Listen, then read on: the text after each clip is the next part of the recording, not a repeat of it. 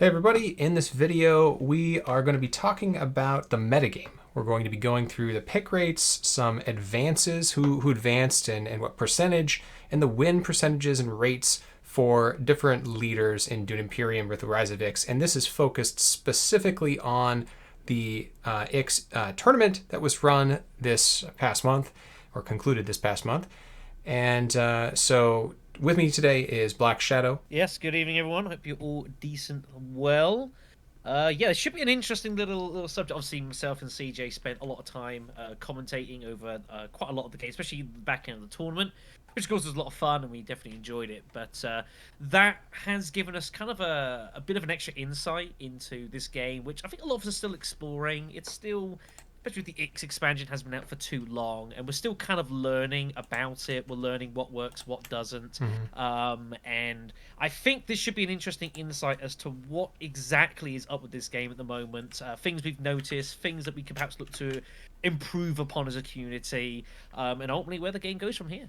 Like, obviously there's a couple things we're going to talk about here that I wanted to foreground, and some limitations with this stuff, of course, right? So here are the caveats. The first thing is that this isn't a tournament setting, so people are going to be wanting to win, right? As opposed to just hanging out and playing with their friends and doing things and trying different things out. So in the course of this tournament, what you'll see is fewer people experimenting with new things. You'll also... Especially early on, I should say, yeah, especially early on, people played very, very ABC. I think as the tournament progressed, people actually started getting a little bit creative with their decisions and who they chose a little bit. And then it got to like the semi-finals and the final, and everyone was back to where they started. But there was a bit of variance, like in the quarters. People played with some funky characters here and there, which I didn't quite expect. Absolutely, yeah. And some of the people who picked up some characters they had not played too much, which was neat. And just to see, how they could do with them. I think at the finals, wasn't it that Long played Tessia for first or second time or something like that? Yes, yeah, pretty much. Tessia is one of the ones I think is very fascinating. There was a couple of big trends if you go through the data here. For example, Tessia started getting picked about like the quarterfinals. Tessia has been one of the characters with Ix who wasn't being played very much. But as the tournament was going on and people were sort of playing their own sort of back games, which I'm sure several of you listening might well be those folks, started playing around with Tessia and realizing that she's actually not a bad character. And more importantly, she was a very solid choice when Baron Harkonnen was in the game, which was basically every single match. That's ultimately how she's kind of designed to kind of play off that, using his early advances and kind of like trying to turn it against him. On the other side, you've got, say, Armand Kaz, who at the start of the tournament and beforehand was basically being played in every single game you ever touched. And yet by the back end of the tournament, he was becoming a much, much scarcer pick. I think because people kind of realised there are certain limitations with him, and people were starting to realise kind of ways to play against that. So absolutely, things like that were very, very notable. Maybe we should start with the elephant in the room, or I should say the Baron in the room.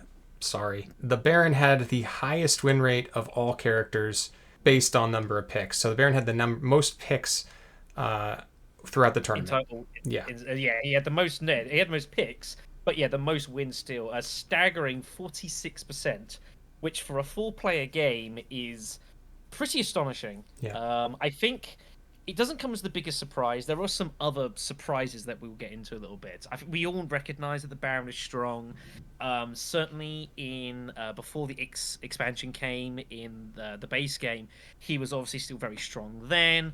Other characters were definitely very viable as well. Helena was very, very strong. Leto was always solid. He's always been solid.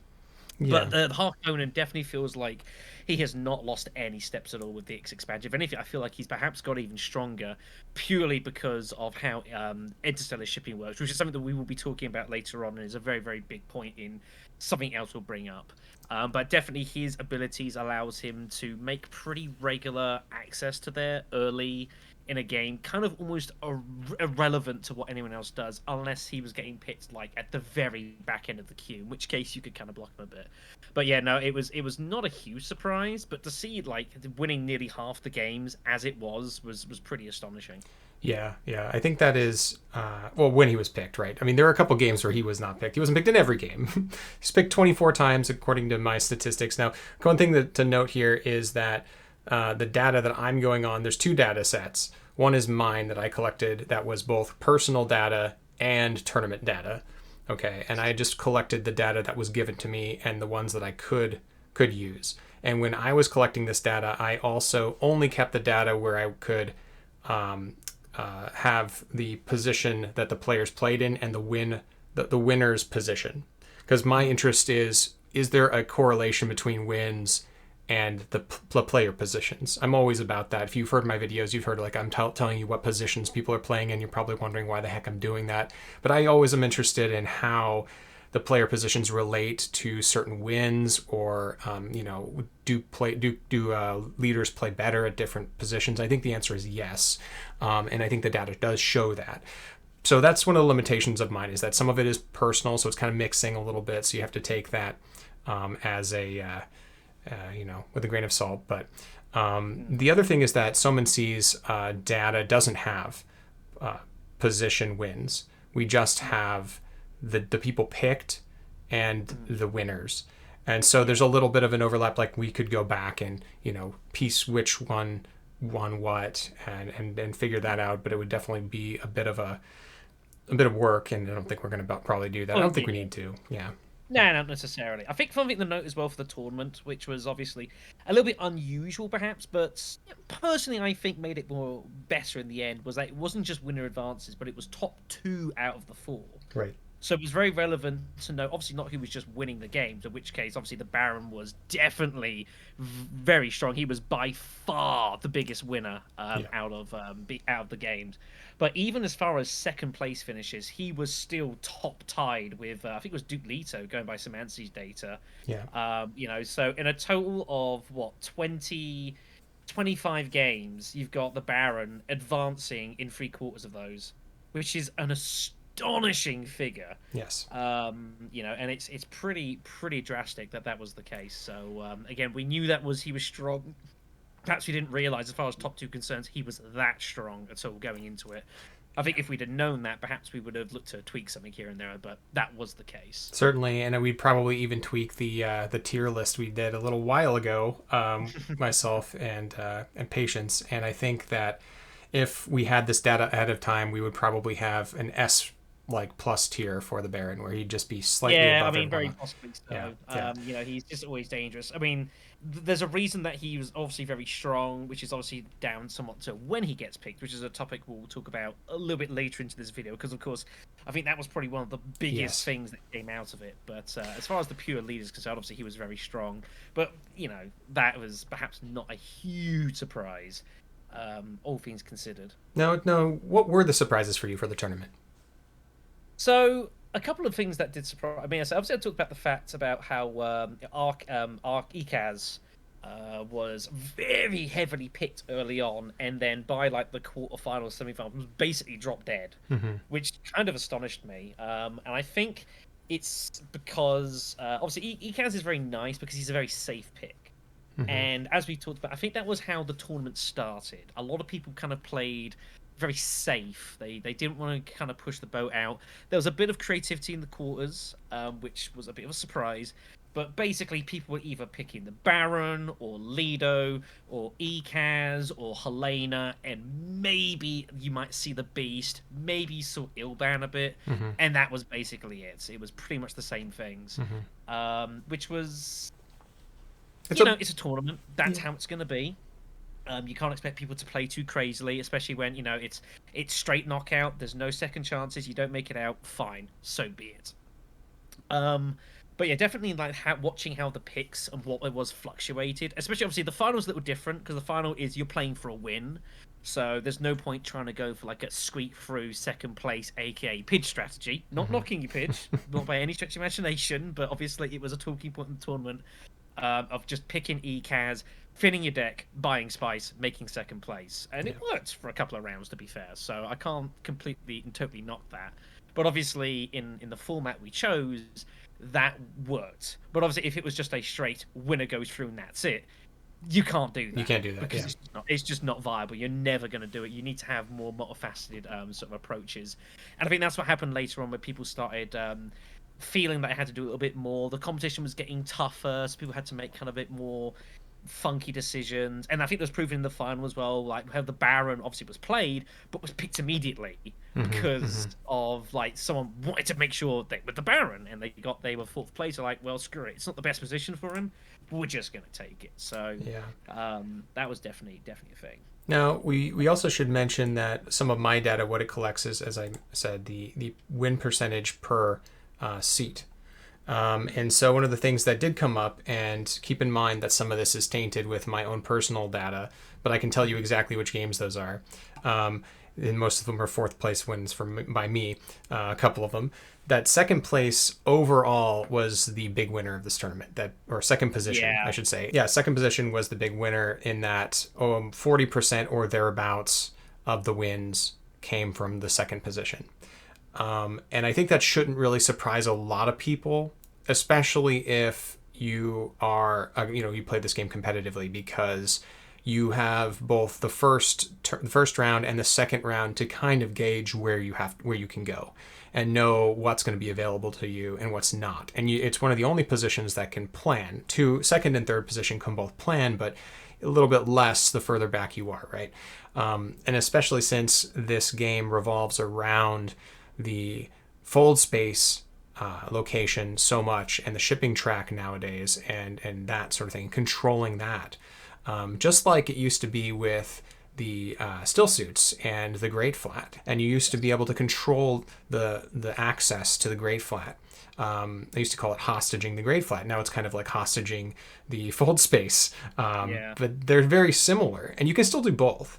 But because of that importance of that track, in the second position, you can know that I'm going to guarantee to get first access to the fold space in my first action of next round. Well, hopefully, unless you have a really awful draw, so some things could fall to third place, right?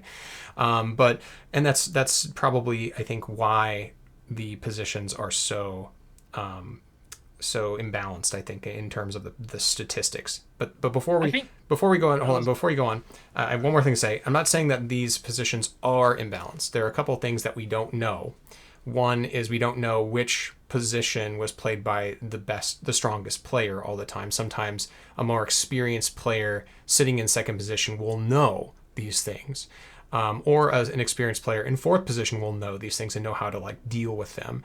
And so I think that we have to keep in mind that this, I think, doesn't show necessarily that certain seats are better than others, but it does show that the meta revolves around controlling those strategies, and the second seat is best at doing that generally. Yeah, I think the fun with the second spot as well is that this actually ties in very strongly with the good old Baron. Yeah. Because what we found is that, typically speaking, looking at the Baron when he was played, the vast majority of his victories was in the second position. So why is that? It's fairly straightforward.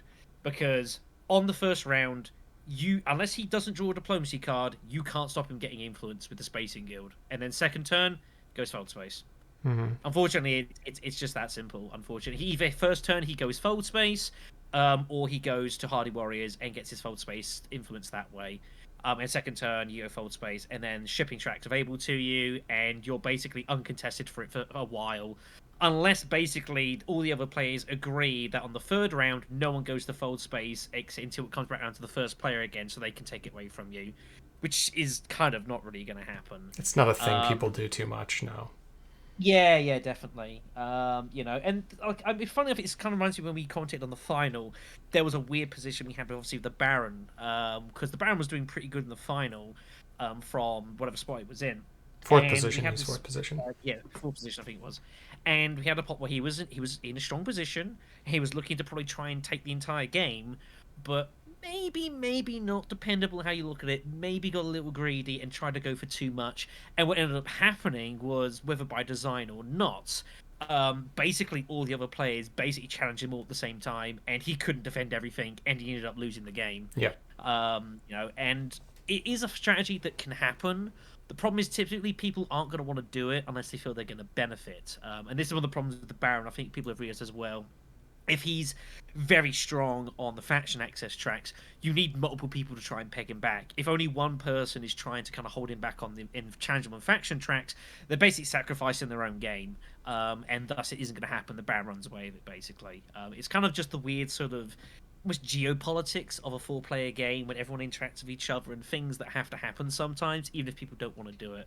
But ultimately, that's I think why second position was very strong. The Baron was getting chose a lot in second position. He was getting a fair amount of picks in third position, to be fair, as well. That didn't do anywhere near as strongly.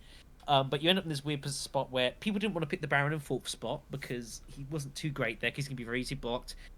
And a lot of people didn't really want to pick him in third spot either, which meant second spot just had like wide choice of picking him, like more often than not.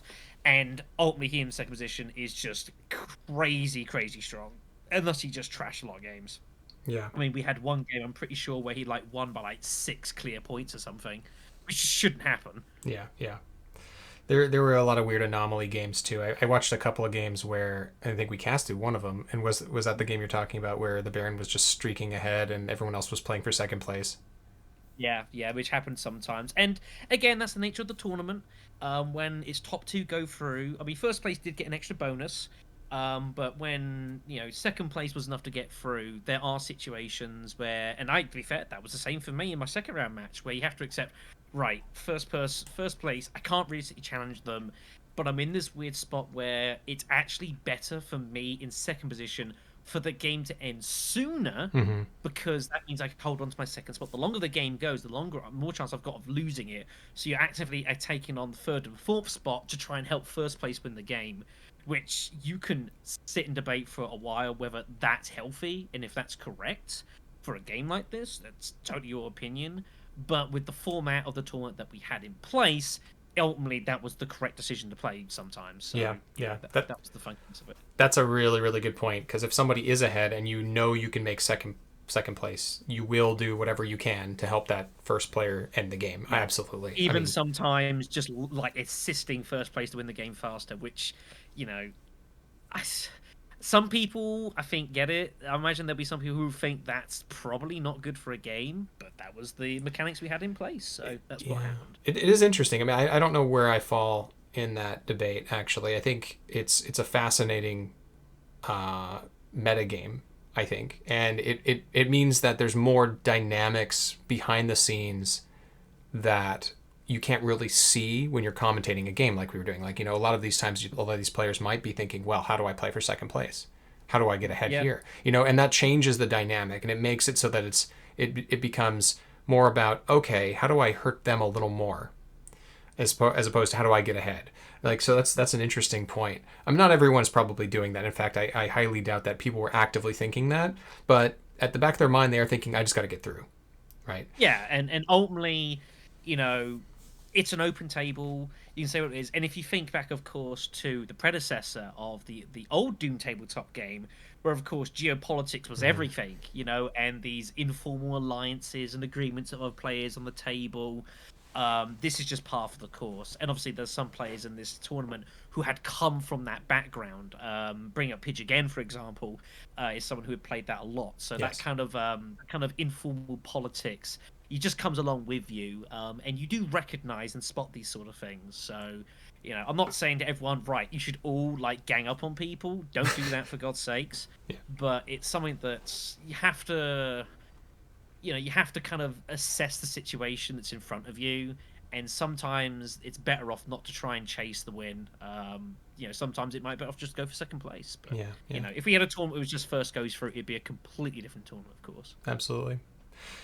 So we know that the Baron's strong. We've already said that. We've talked about that a lot on different videos, but it's not surprising to me that he did so well, because when he has like an 80% pick rate, right, the chances of him winning the game are obviously higher, especially for the characters that don't get picked. For instance, Paul Atreides only won 0 games, but advanced once, was picked 4 times. Me. Yeah, you. Exactly. Princess Moritani had 7 picks, advanced twice, but won both those games. So, I mean, that actually says a lot for Yuna's kind of strengths. I think actually she's a pretty strong character. And then we had Hundro, who won a game and advanced in a game. It was only picked 3 times. So, like, for being picked 9%, 9.68%, but advancing 66% of the time, that actually either says something to the ability of that player, those players who were piloting Hundro, or it says that this character is underpicked and underutilized. Oh, there's So, definitely some underpicked characters. There's no absolutely. question about that. I think this is something that's probably going to change in the very near future, and is already starting to change. Tesia is another good example. She was underpicked, Yeah. and that's without a shadow of a doubt. And people are starting to get used to her. But the nature of someone like Tesia, like Una, for example, is they can be very boon or bust. Ultimately, you either play them, you excel in their strengths, and you have a really good game, or things don't go your way and it just completely falls apart. There isn't much of a middle ground, and that is the danger with some characters. Ultimately, whereas someone obviously like an Ekaz or a Helena in theory or a Beastie are generally be a much more sort of solider picks. You Mm-hmm. can kind of expect what to happen. There's not too much variance. It takes something pretty drastic for, say, to be playing the Beast and suddenly going for a spy strategy, which did happen once or twice, admittedly, in the Yeah. tournament. And it's good that they have the ability that they can potentially go that direction if they must. But some are obviously very, very dependent on certain things happening. Ariana, of course, is the obvious pick. She's there to get water, and she's there to try and, like, if there's a sardine early, to pick that up and just print water and just print points that way. Mm-hmm. Stuff like that. So. Yeah, yeah. Unfortunately, Ariana, she only had 2 picks this tournament, got third and fourth in both the games, which is unfortunate. Not really having a chance to make a stand, not having enough plays to really say anything about that character. This could have been also a lot of these characters who I think we are talking about here, who are less picked, picked less than most of these others, are probably picked by players who are like, first round, maybe I'm just going to try this. I know this character from the base game. Let's just try it out. And by the way, a lot of those players picked up X for the first time or were learning it. Some of the players were just picking up X for the first time. So a lot of this data is going to be skewed toward those characters we know are strong already, just because familiarity with them. We already know Baron Harkonnen was strong from the first game. We knew Beast was strong from the first game. We knew Leto was strong from the. These things shouldn't surprise us. I No, think. no, definitely. The big Yeah. surprise for me was Ekaz, for instance, that he had an 18 picks overall. His pick rate was over 50%, 60, almost 60%. His advances were 8, but he only had 2 wins. And as you were saying, that sort of shows you that this character is strong, but not as strong as some people thought. Like, that he could, at a high level, compete with some of the people like Raban or Baron or Leto, because he just doesn't get the games he needs sometimes. And that's another interesting thing is, like, we weren't keeping track of the cards in the Imperium row. It's just too much information to keep track of. But I want to eventually start thinking about keeping that information, like screen capping it or something, so we can see what people are picking based on the cards that come up. That would be kind of interesting for the next tournament. Yeah. One more thing before I turn it off. I'm sorry to let you talk, but Ilban had a pretty decent showing, I think, overall. We already knew he was pretty strong, and I ranked him in an A in the tier list. He had 11 picks, which is pretty decent. He advanced about half of the time. He won 3 games, so that's not terrible. I think he had a pretty good showing. It showed that he's strong overall. Doesn't always win, of course. He's not the Baron, and Baron doesn't always win either. But he was always in it. Same thing with Helena. I think Helena had a lot of second places. She had 3 wins. She had 6 second places. But this is pretty evenly distributed, and this might be due to the cards that come in the row. Of course, Helena's stronger if she manages to snag like a Jessica or whatever, Worm Riders or Early weather power. I mean, there's a lot of decent picks. That was the exactly. whole point. Obviously, she can do that. Ekaz can do that. You're very obviously flop dependent. Yeah. Obviously, Helena has the advantage of obviously she has some initial infiltration abilities, which is obviously very nice and very decent for her. I don't necessarily think she's progressed the most with the X expansion, whereas someone say like Ilban, who I don't think in the base game was all that great, personally speaking. But now with the X expansion and how it's kind of a Solari race at the very start of the game, much more so than it used to be in the base. It was a much more a spice race. Obviously, his ability just to print money on command, basically, with his signet ring, is very very strong, and get the extra card draw for Mentat is obviously very very strong. Now that the cards that you draw from the Imperium row, on the whole, are much stronger than it used to be. Yeah. It's a much. I mean, there's you think to all the extra Imperium cards that have come in with the X expansion, give me 5 that are rubbish, Mm-hmm. and I'd you just give you can't. one. You could give one that's maybe not great, maybe 2, but pretty much all of the X expansion cards are either good, strong, or potentially game breaking. Right. Which tells you the Situationally. strength. Yeah, Yeah. yeah, situation, of course, admittedly, Yeah. but like they're all very, very good, typically speaking. So being able to profit more out of those, in theory, makes much more of a difference than it used to. Yeah. I think what we're going to see, and this is just hypothesizing here, but I think that we're going to start seeing Hundra Moritani getting more plays here because as people play with these different characters and start to learn how they work and where their strengths are, I think they're going to start to find, at least I have in my personal plays, that Hundro is incredibly strong when you can time his ring to do 2 things at once, like go down the shipping track and then do another thing, right? Yes. And that means he has this incredible moment of power where he just gets like, whoa, lots of spice, a ton of troops in, and influence, like he can just do it. And that makes him, I think, close to the kind of player that the Baron tends to play. Playing like manipulating the tracks and then getting these kind of sudden bursts. Yeah. So I think we'll see him played a little bit more. I think we should anyway. He's surprisingly good. I think I'm going to move him up in my tier list because I think he underperformed for me in early play testing, but I definitely underestimated him as a leader. The other thing I think we're going to see is Yuna being played a bunch more because Yuna's play rate to her win rate is okay, but she shines when you play her at first or second place, and she is Yeah. or position. She is very strong in those positions because she gets to have her cake and eat it too. She gets to basically get all the money, or she can, go fold space. She's kind of like the Baron. She gets to choose her path, right? She can just do the generally good thing, which is go fold space and then get the shipping track, or she can get money, and Yeah. that's also good for her. Yeah, this is something that obviously when you guys did your hero tier list, there was obviously some generalizations that made doing this, and you have to do that in a way. But obviously, there's something again. One of the big things I think we found at the tournament is how obviously where you pick people makes a big difference. And someone like Yuna, for example, in theory, in an ideal world with Yuna, your first round you go smuggling, you get 2 Solari. You go to wealth, you get 3 Solari. Second turn, you go smuggling or wealth, you get your Solari and you get Swordmaster, and you're there. In theory, you can get her Swordmaster in the second round. Now, the problem, of course, of Yuna is that that's incredibly easy to block.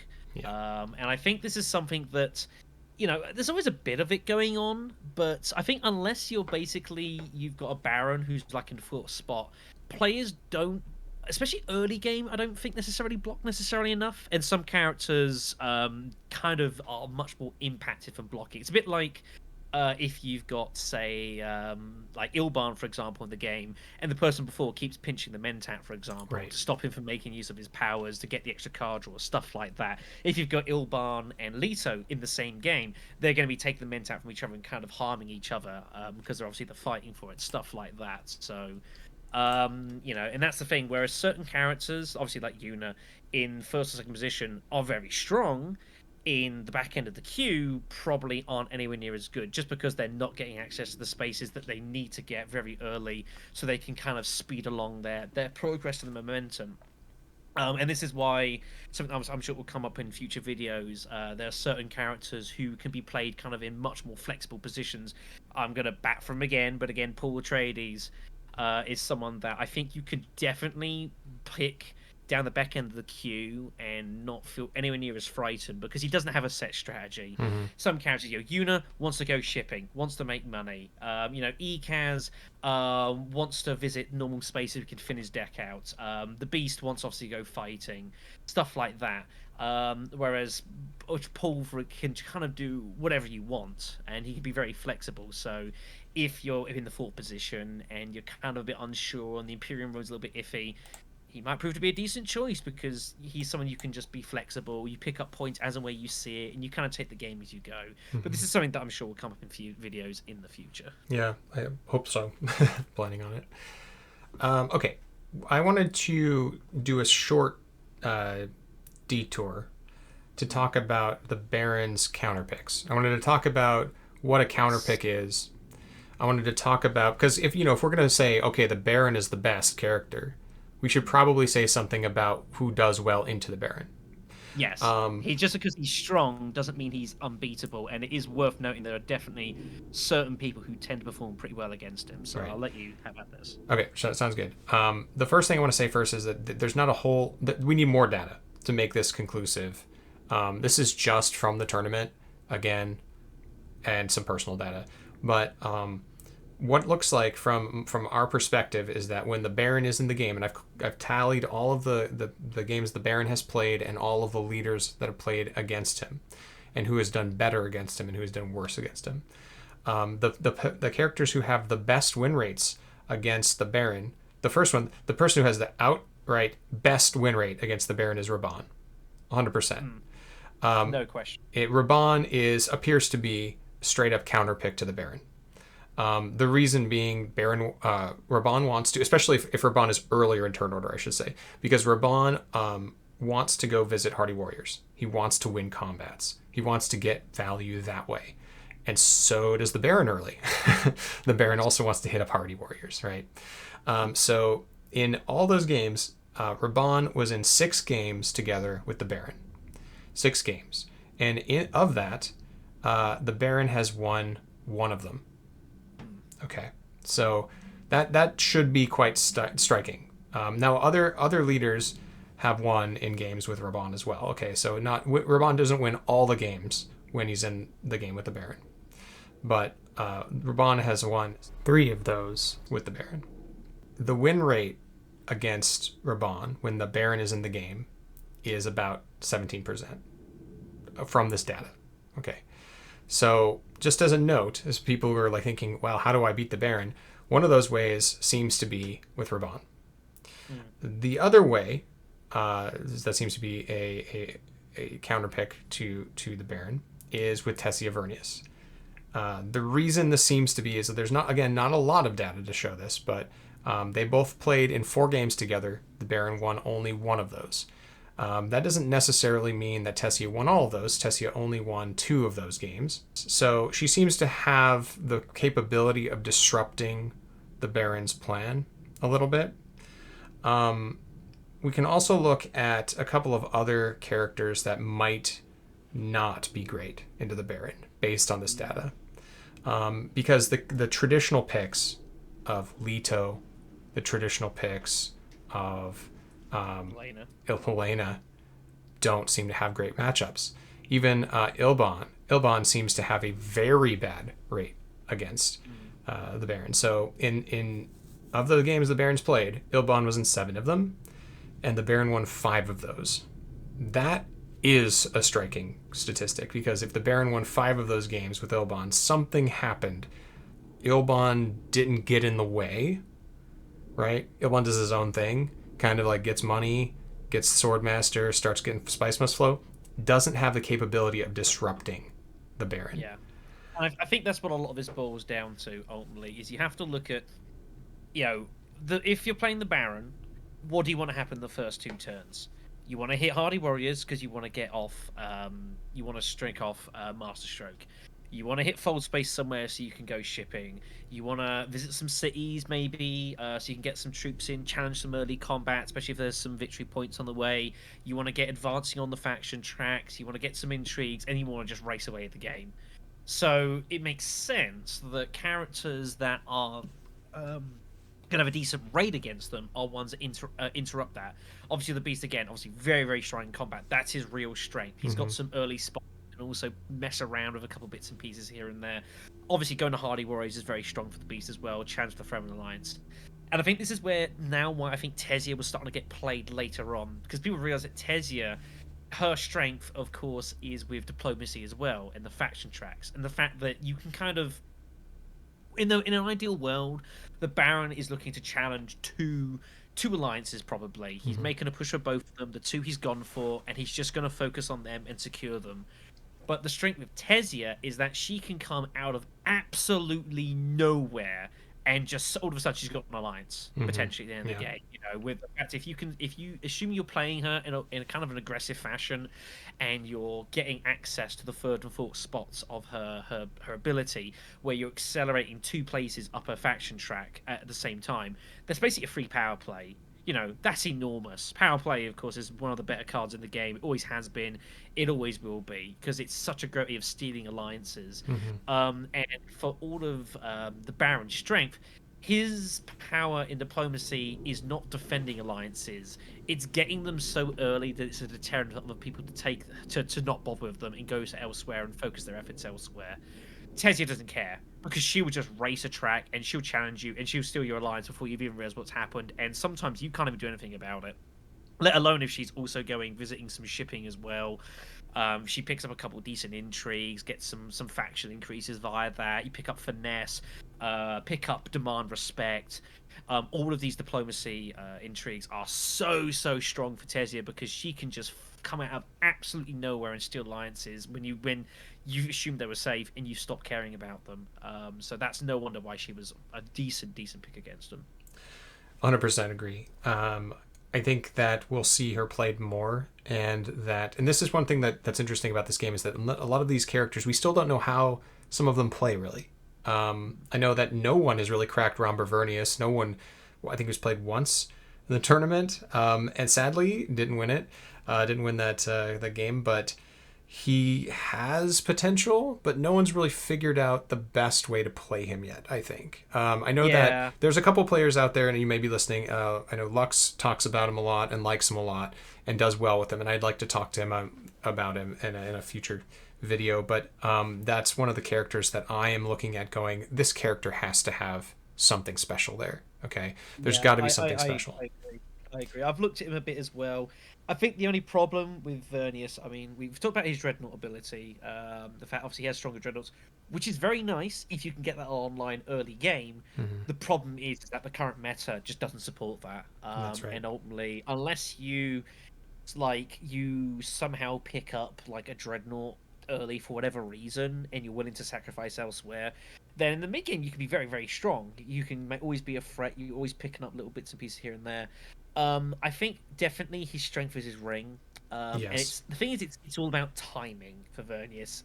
You want to be, hitting, say, like, a Hagar Basin or the Great Flats of your Signet Ring. You pick up a ton of spice, and then you're buying invasion ships, and then you're buying flagships, and then you're buying, you're sending troops into combat, and you're also picking up your restricted ordnance, and you're just throwing a ton of swords in out of nowhere, or you're coming in to steal a tech that someone else's wants, coming out of nowhere, pick up Holtzman, and then just go into your shell and just start trying to print money that way. It's all about opportunity for Vernius, for him, which means that ultimately it's going to be very situational. So there's games where the chance is just going to come up and you're going to spot it and you're going to be laughing. Yeah. There's also going to be times where it just doesn't come. Someone's always there first. It doesn't quite work out for you, and you're just going to completely crash and burn. And the things of Vernius is I don't think he has a very good B game. Yes. At all. I think that's his problem. If you don't play to his strengths, he's kind of a bit dead in the water. Whereas there's other characters have a bit more flexibility to them and have potentially a backup if required. So that's the only thing I would say for Vernius. But we'll talk about that, I'm sure, in a future video. We'll delve more into these characters, a much more specific dive into them. Yeah.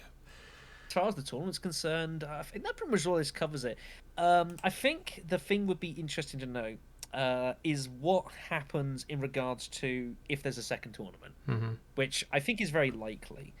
Now, there's two aspects of things I think that are worth noting. First of all, is something that is very unexplored for a lot of us, bar a few people, and I want to make a quick mention of, is epic game mode. Mm-hmm. Now, basically, outside of maybe half a dozen people on the Discord group, I'm sure maybe some people here, epic mode has been almost not played yet. And this is because it's pretty new. And ultimately, with a tournament going on, people are going to play the game mode that the tournament exists for. Now, it's very possible that now that this tournament is over, people are going to start experimenting with it more, and it will be very interesting to kind of get a better feel for how that game plays in context to the base game. Whereas I played a lot of Dune before the X expansion came out. In fact, I think my first tournament game on in this tournament was my second ever game playing X, if you'll believe that.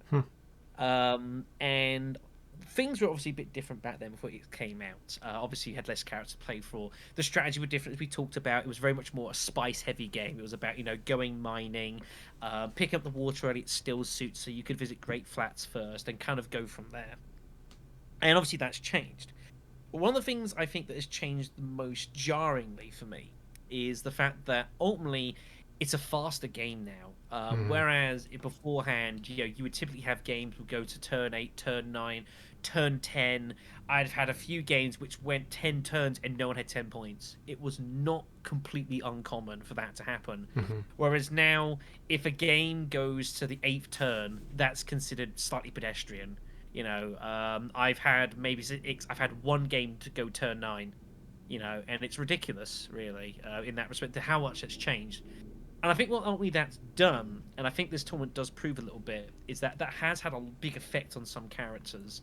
Some characters prefer a longer game because they're a much more spice-heavy spice-heavy sort of game. And I think typically a longer game probably benefits them in the long run because they've got more time to get the engine online and start going at that. Ekaz is the great example of someone who, for all of his strengths and the fact he can obviously thin his deck, and the idea is you want to thin out the bad cards, pick up some good cards early for cheap, pick Mm-hmm. them up before other people can, and just go to the races. But in an ironic way, because you've only got maybe 7 rounds in a game, that's maybe 18, 19 agent actions, which is not a lot when you think about it. That you have. So because the games go really fast, it probably goes against him. And I think this is what people started realizing playing with him in the tournament. Like on paper, sounds great. You just go to 2 spaces and you trash a card for free. Mm-hmm. Awesome. Because trashing in the base game was really important. But now there's a lot more ways to do it. And I wouldn't say there's less incentive to do it, but I've definitely had games where I've gone through most of the game and I've trashed almost nothing, and I've still done pretty decently. Yeah. I'm not saying that that's consistent by any stretch of the imagination, but it doesn't feel as much of a pressure now because the Imperium row is so strong with so many cards you pick from it. It almost kind of oversights that something. And then speed just becomes an issue. So I think that was the thing with the ECAS. On paper, he looks great, but games were finishing so quickly sometimes that you just did not have enough time to get your engine online. And by the time you're starting to pick up your spice and flows, someone's already challenging to win the game. Yeah. And you can only go so fast about that. And then the problem with ECAS is then, well, what do you do? Do you try and stop them? Well, then you're crippling your engine. What are you doing? When Baron's in the game, and this is a thing we noted, of course, with the Baron, that ECAS had a horrendous win rate against him. Why is that? Because the Baron's pushing on the map, he's pushing factions, he's pushing early, and he's just not giving you enough time to have any opportunity to sort of stop him. And then if you then spend time to block him, you're basically crippling your own strategy. Yeah. I think this is why ECAS had such a horrendous time against the Baron and just basically got trashed most of the time. And I think that's why people only stopped picking them as it went along. Yeah. No, I 100% agree. I think that generally speaking, what this kind of shows us, I think, this isn't quite concluding thoughts, but I kind of want to get there. The data from this tournament shows us that the metagame is still very much in a comfortable mindset of let's remove up the treks, let's do what we know, let's do what's clearly the best thing, or appears to be the best thing. Let's not break any ground here. And and let's just do it really efficiently, because that seems to be the quickest path to 10, right? Yeah. Ultimately. And if you're not a character who can help you get, or not a leader who can help you get to 10 quickly, then I think you're struggling. That's why I think Ron Vernius just has so few plays, is he seems to be a long-term leader. He seems to want to set up, get some dreadnoughts, get some spice. He wants to do everything, but the game is so quick at 7 rounds, 8 rounds. It was always about 8 rounds, but now it's a little bit on the shorter end. That he doesn't have enough time to get both Solari and Spice and do both of those things. You kind of have to pick. Yeah.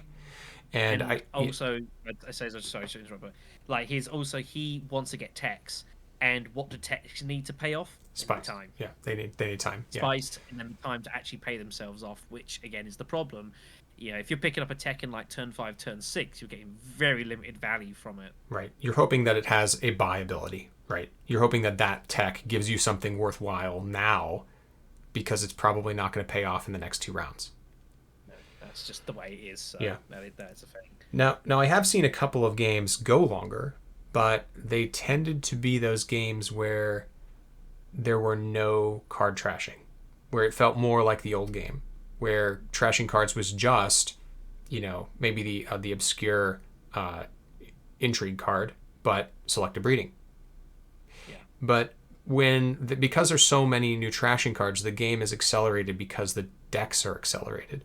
The power cards are accelerated. The things that give you access are accelerated. And that is ultimately what leads you to winning the game, getting extra points from the tracks, getting extra spice must flows, buying the things you need really quickly, and getting those engines online.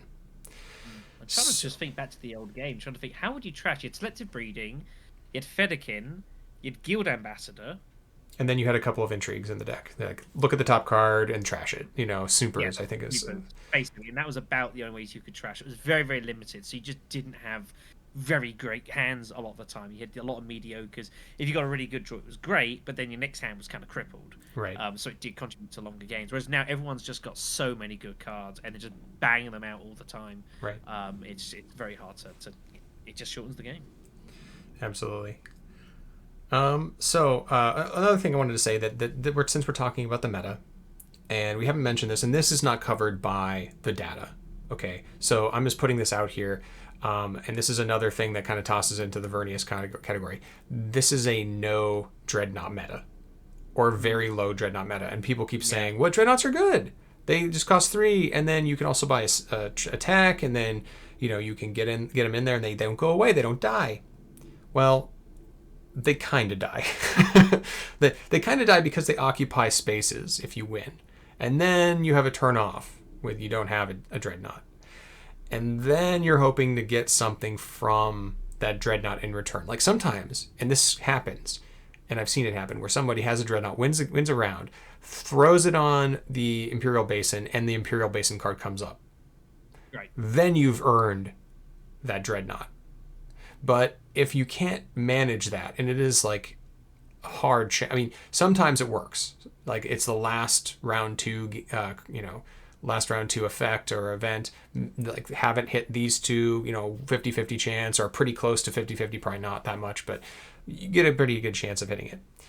Or like the first third event, combat. The first level 3 combat. Maybe you get lucky, But the problem with that plan is it takes a whole round to set up, maybe a round and a half, get the Solari, go get the Dreadnought, throw the Dreadnought into the combat, right? 3-step process. It just doesn't seem currently feasible with the way that the game moves. Yeah. Did you have anything to say about it? Like, because I know that you've run into this a lot, and I've run into this a lot, and it's sad but true. Yeah, I've definitely tried. I've played around with Dreadnoughts a lot, especially like my early tournaments game. I actually was going somewhat Dreadnought-ish heavy, partially because I thought I could get away with it, but it was also kind of for trial. The problem is that potentially mid game, Dreadnoughts are really good. because the fact that they're readily deployable, you can go to like half the spaces on the map, and you can just put it in, and it won't get destroyed. And it's a very nice way of picking up a lot of cheap third places or maybe second places. Or if you're going combat heavy, then obviously that gives you some extra incentive to win some battles. The problem is, of course, getting them. And the fact is that you have to spend a turn to buy it, and you have to spend another action to deploy it. That, I think, is the big issue. Yeah. Now, where there are some obviously changes, there is Advanced Warfare, the Intrigue, which lets you buy the Dreadnought for free coins as an intrigue, and then obviously what you do is visit a combat space. Obviously, like a city, go to Carthage, for example, put your troops in, and say, "Oh, here we go. Here's my Dreadnought," and it goes straight into combat. That's great. Now, that's great, and it's very difficult for players to prepare for because they've no way to know it's coming. The problem with Dreadnoughts as it is currently is that if you spend an action to go specifically to Dreadnoughts to buy it, it's kind of revealing your hand a little bit, and it's telling everyone what your plan is for the rest of the game. Yeah. Because there's so little Dreadnoughts, they're saying that either you're going to go crazy combat or you've got Grand Conspiracy, basically. And observant players will kind of keep half an eye on this, especially like if you've got like one intrigue in your hand that you've had for 2-3 turns, not done anything with it, and suddenly you start buying Dreadnoughts, people are going to be pretty suspicious. I think the other thing that also goes against Dreadnoughts at the moment is the fact that Solari is so valuable in the early game to either to get your Swordmaster or potentially to go High Council early or whatever you want to do with it. Is that of course buying Dreadnoughts takes away from that. And while you're getting obviously a boost in combat with your Dreadnoughts, you're sacrificing turns, and it's just not a 1-for-1 trade. It just isn't, especially when you're spending extra time to also go there. Now, if you've managed to go, if you've managed to go, say, Great Flat, and pick up like a nice tech, for example, maybe you can pick up, restricted ordnance, for example, along with Dreadnoughts, or maybe it's early game. You go then, you also pick up, say, wind traps because you're looking to go combat heavy, pick up the extra water so you can go mining often, so you can go research station if you need to do all that lot of your stuff. Great, but it's very inconsistent, and the fact it takes a lot of time in a game where maybe you might get 20 agent actions, you're spending 2-3 just to get a Dreadnought in. It's just not efficient, unfortunately, and it's a shame because I really want to see more Dreadnoughts. I think there is definitely a world where they can excel a lot more. And I actually think when it comes to Epic Game Mode, we might start seeing Dreadnoughts coming in more because it is a longer game and you're going to get a lot more value for your investment. That's a good point. I reckon when we start, as a community, we start delving into Epic Game Mode more, I expect to see a lot more Dreadnoughts start coming into the fight. Awesome. 100%. Yeah, I agree with you. I hope so too, because I really like them. I don't want them to not be in the game. I want players to play them. It's just sad when you go like somebody plays for a Dreadnought. Oh, they're just behind 3 Solari when they could be using that to go get High Council or Swordmaster, and we've already covered. And that's so important to have those. All right, I guess that is going to kind of wrap it up a little bit. There is one more thing go ahead. that I do want to bring up before we bring this to an end. Obviously, we spent a lot of time talking about what we've got with our data and what we've got with it and what we've learned from it, and that's great. The question, of course, now is what do we do with it? And this is something that has started to crop up. Again, folks of you from the Discord that are watching this still, thank you very much, of course. But the question now is, now we know what we know, where does the game go from here? I think we've definitely explored some bits and pieces. Perhaps, I'm not saying that the people that developed this game didn't see, for example, but I don't necessarily think they saw this game being played under tournament circumstances so early into its existence. Certainly not, yeah. No, and I think this leads into house ruling, and in particular, something that I think is worth mentioning, that is leader banning. So, for those who don't know, the concept of this basically is at the very start of the game, either everyone at the same time or in a turn order, the idea of leader banning is to choose one of the heroes in the game and remove them from choice before anyone even picks anything. The idea of this and the basis of it is that it's to try and make it a quote fairer unquote game, by removing some of the characters that we've assessed and studied and can definitely say are like the best of the best. And in theory, the idea is if you take off like the top two characters who are better than everyone else, then it makes for a much more competitive and fairer game. Mm-hmm. Now, with that being said, I don't know necessarily if that's the case. Yeah. I haven't played in enough of them myself, but I do know that obviously it's been experimented with the community, and there's a lot of talk, and there has been talk about if we do another tournament, is leader banning going to be a thing? Because there were so many Baron, Spot 2 picks, whatever else, and just dominating games, which did happen a lot. I do have agree. a problem with it. Yeah, I have a problem with that too. Yes.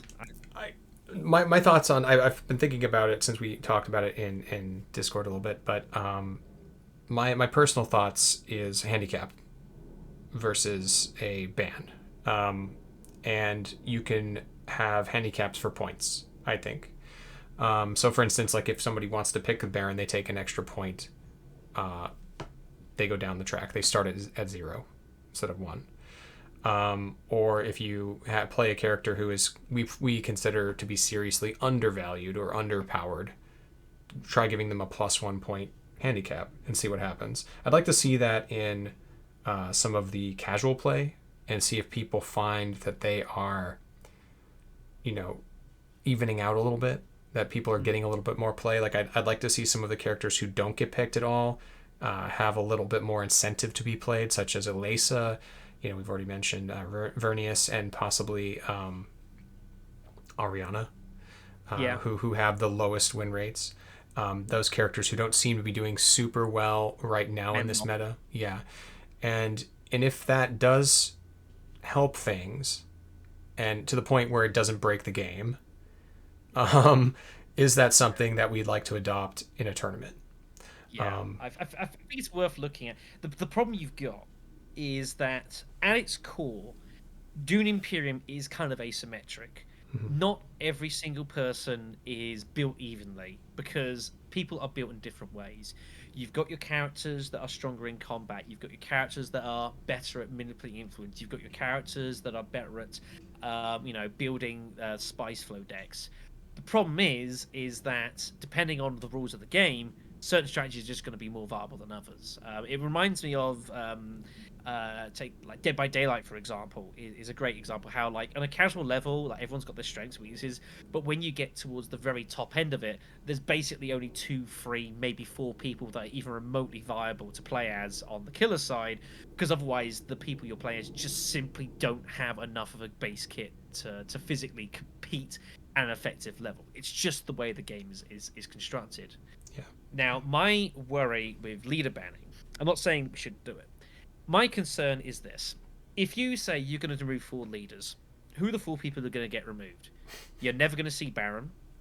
You're probably never going to see Helena. She's very popular to be banned. You're probably not going to see Leto. And then your 4th pick's going to be maybe the Beast. It might be maybe Ekaz if it's a funky deck or that sort of thing. The problem I have is that if you then just start removing those people and they're out of almost every game, does that really make it a better game overall to play? Yeah, I don't know. I agree. Like I'm a little unconvinced that that's like it might make it slightly more balanced, and like maybe it makes a situation where the position you're drawn in might not matter so much. But I think it's more impacted by just the fact that interselling shipping exists, and its pure existence. I think is. I mean, a Baron excluded, because the Baron is probably a special case. I think if the Baron didn't exist, I think it'd be far more important, the fact that if you're picked first, or especially second spot, and getting access to shipping early is obviously very, very, very powerful. And that's just the thing that matters more. Maybe it might be more beneficial to say, 3rd and 4th place start off with an extra Solari or an extra spice or something, whichever one they want to choose. Maybe that's a fairer way to balance the game. I think leader banning is definitely worth experimenting, and a lot of people are experimenting with it. But I think that maybe it's not the actual issue is the leaders. I think it's more a fact of how do you balance the positions where it's clear that those that are in the earlier turn order are advantaged at the moment purely because they get access to the powerful spots before the people at the end who, if you're 4th spot, you dual force swap, you already have to think, right, what am I going to do with a life event instead of shipping? Because in theory, I shouldn't get there for half the game. So you're already having to think of strategies like that, and that's probably not a place to be. So I think maybe that's something we could play around with. There's a lot of options available. People experiment with them, but I think Lee Banning's a nice idea. I'm just not convinced it's necessarily the right one in the long term, but we'll find out more as we go down the line. Yeah, I am on the same page with you. I'm not sure that's the right play. I definitely see that it's fun to do in casuals because then you get to see new leaders being played, right? I think that's fine, and I don't want to begrudge anyone for doing that. I think it's a good way to inject some variety into the player leader choices. I think there is probably better way to do that though, right? Possibly extra Solari or extra something else or points something like that. Yeah, I think so. I think it should make there's a distinction, of course, between casual games and playing in a tournament. Yeah. I mean, it really does. It reminds me of the position anteing or for Great Western Trail. So, Great Western Trail, very very popular Euro game that has nothing in common with this game whatsoever. And in this game, it is known that the fourth position is significantly worse than the others, significantly, to the point where players bid points, how many negative points they'll take on in order to sit further up in the table. Wow. You can't really do that with this as much. I mean, I've already kind of mentioned one way of doing it, but you have a limitation, right? Because I mean, there aren't negative points in this game.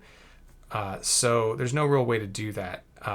So benefiting a player seems to be the way to do it to lift them up.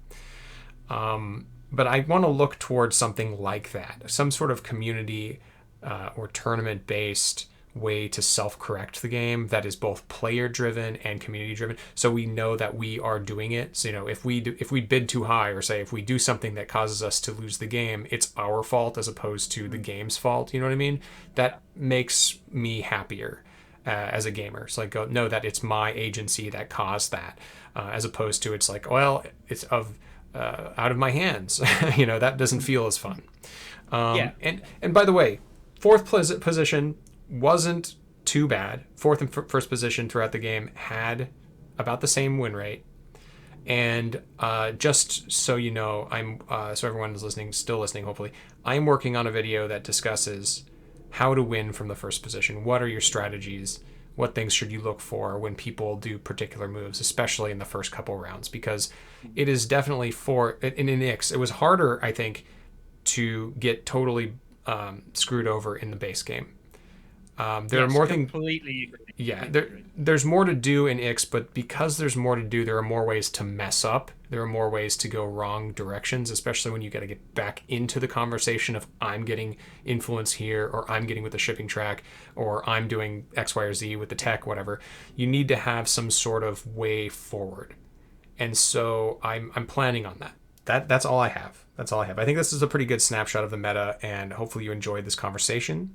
Let us know what you think about potential leader bans, potential extra Solari or Spicer. How would you solve the position win rate issue or the leader win rate issue? Shoot us a message and tell us how you feel about the meta right now. Do you think it's healthy? Do you think it's unhealthy? And your future thoughts about potential expansions. What do you think? What do you hope is going to be in here? What do you think it'll fix or hope it'll fix? And with that, we'll see you next time. All right. Take care, kids. Stay safe.